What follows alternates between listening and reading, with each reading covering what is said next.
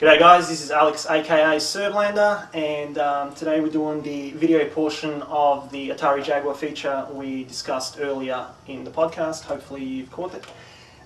This is what we're talking about to give you an idea of what we ran through. This is the actual Atari Jaguar unit. This is how it was released, basically a cartridge based system.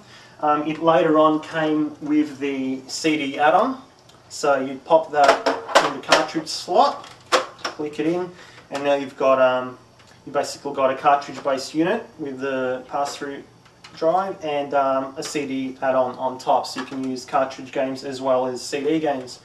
Now, in here, when you are playing the CD games, there is a memory cartridge you can just fit in a slot, and basically will save all your high scores and save data. At the back, you've got your basic plugs. If you get a wonderful attachment like the Atari Jaguar Cat Box or the Scat Box, which was released by Scatologic, either of these are excellent products.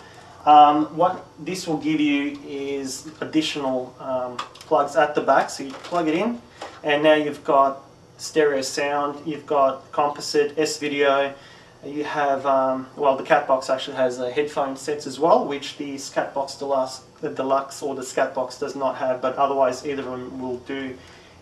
These you will need for, especially you'll need for network gaming. So a game such as Doom can be, because it's only 2 players, you can link them up with just 2 consoles. But if you need anything to play, like say the wonderful, fantastic, and brilliant Battlefield or Battlefield Gold, this is the game that basically kills it in multiplayer.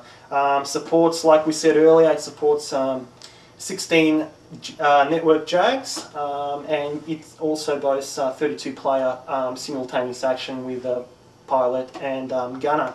So for those you would need something like the Cat Box or the Scat Box to network more than 2 Jaguar units. The controllers, this is the standard controller that came out with the Jag. The keypad, which everyone's always asking about, what is it used for, and I'll show you that in a second. 3 buttons, and this is the one that was modified with a rotary for use with the fabulous Tempest 2000, excellent version, and basically this is the best way to play it as it's meant to be with the rotary. Now later on they did bring out the Pro controller. There's a much better feel to this. It's also got the shoulder buttons as well as 3 extra buttons at the top, being pretty good for fighters. Unfortunately it did come on a bit late in Jaguar's life, and not many games made full use of the Pro controller. But I'll go over the keypad, which everyone that hasn't played the Jag or seen it always asks about. Another great game, highly recommend. It's pretty cheap as well.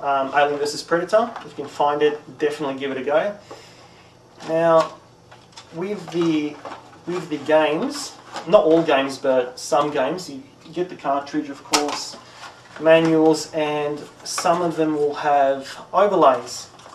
And this one actually has 3 for the Alien, the Predator, or the Marine.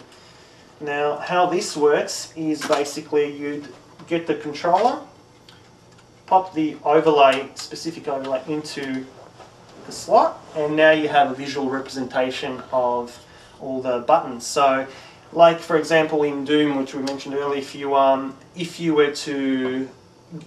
have many weapons and you were to scroll through them, it'll take a while. So this gives you a great idea, and very quickly you just see what you want.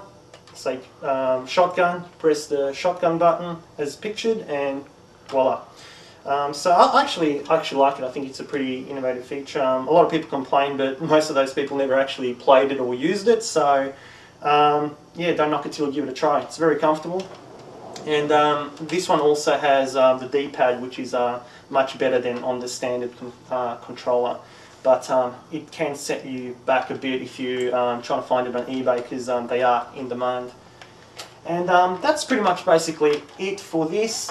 Just again, we've done this to give you a better idea of what the Jaguar is in case you've never seen it. And for any more information in terms of the Jag, I highly recommend you go to JS2 or Jaguar Sector 2 at www.jaguarsector.com, and you'll find a great community of Jag users from all around the world. They're pretty friendly, and any questions or queries you have will be more than welcome. And for all of you, please check out ThumbPad. If you haven't already, you'll know what we're talking about in regards to this feature. So hopefully see you next time.